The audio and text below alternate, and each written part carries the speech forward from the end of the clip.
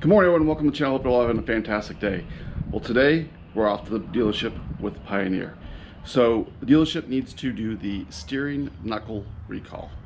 I called the dealership I bought it from. It's a Honda only dealership, and unfortunately they can't get me in for 3 to 4 weeks.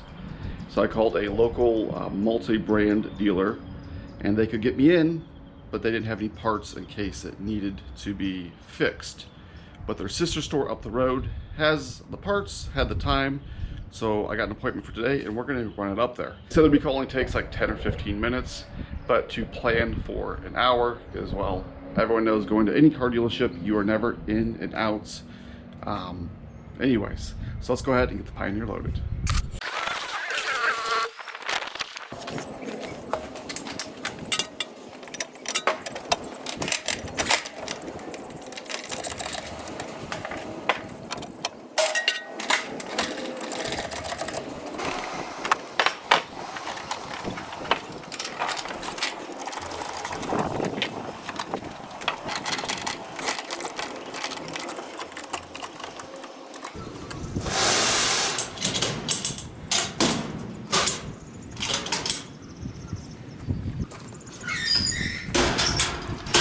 There it is, there's the Pioneer loaded up, ready to go to the dealership. Now we just have to wait for our appointment time here in the next hour or so.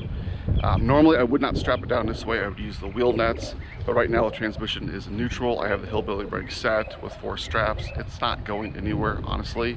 If I was going longer distance, like up in the mountains or Glamis, I would for sure use the wheel nuts. So I'm kind of excited to go to the dealership. I haven't been to one in quite a while, probably 6 months since I bought the KRX. It's always fun to go window shop and see what new thing they have out there. So let's go ahead. We'll continue when we get to the dealership. Well, we made it to the dealership to get the recall done.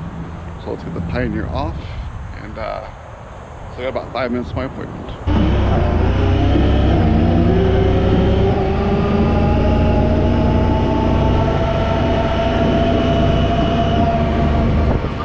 Truck money.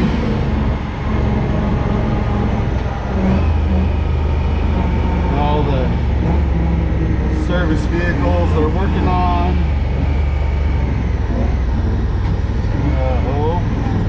I think this is where I'm supposed to be. There's all the used trade-in units for the most part.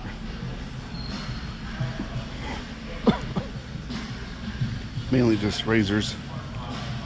Got a couple blue KRXs. The R-Max. I think I do like these seats better than the KRX.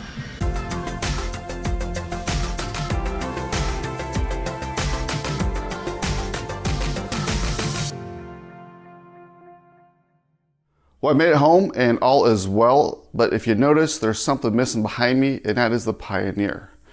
So let's rewind just a few minutes. As soon as I showed up to the dealership, people were looking at the Pioneer and they really liked it. I pulled it around to service. You didn't get to see it on camera, but there was like 3, 4 people came out from the service area that really liked looking at the Pioneer. Now, a special thing with the Pioneer is that it's on portals and 35s, and out here in Phoenix, you just don't see that very often or at all. The KRX is on 35s, and people were just dumbfounded that I have 35s on all my machines. So while it was being serviced for the recall, I had a very nice gentleman come up and they talked to me and wanted to make me an offer on the machine. I said, sure, go ahead and make an offer.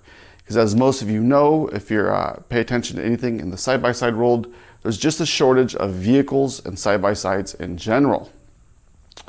So they made me an offer. Called my wife and we negotiated a little bit, and you know what? I ended up selling the Pioneer. I know that's going to disappoint some people. It's not going to be on the page, but there's something I learned through this whole process. I truly enjoy building the vehicles as much as I do driving them. So even though the Pioneer is gone, it's the original vehicle for my channel. It's the OG.